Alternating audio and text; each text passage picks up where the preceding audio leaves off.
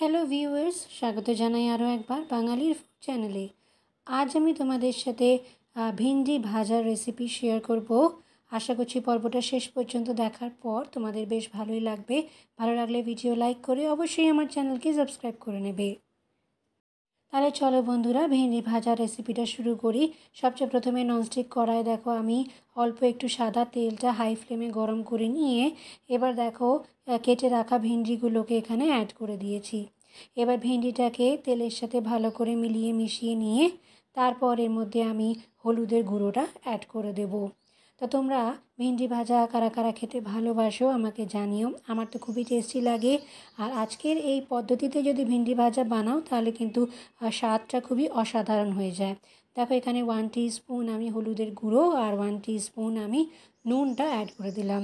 তোমরা নুনটা স্বাদ বুঝে দেবে। এবার ভালোভাবে মিক্স করে নিয়ে চলো লো ফ্লেমে ভেন্ডিটাকে ভাজা হতে দিই। আর ফিরে আসছি ভেন্ডিটা পুরোপুরি ভাজা হয়ে যাওয়ার পর। তাহলে এইভাবে নাড়াচাড়া দিতে দিতে ভেন্ডিটাকে লো ফ্লেমে কিছুক্ষণ রেখে ভাজাটা করে নিতে হবে। ফিরে এলাম বন্ধুরা, প্রায় 5 মিনিটের মতন সময় হয়ে গেছে। লো ফ্লেমে ভেন্ডিটা কিন্তু অনেকটাই ভাজা হয়েছে। অল্প একটু আমি লাল লঙ্কা গুঁড়ো দিলাম, সাথে 1 টিস্পুন কাশ্মীরি গুঁড়ো লঙ্কা দিয়েছি।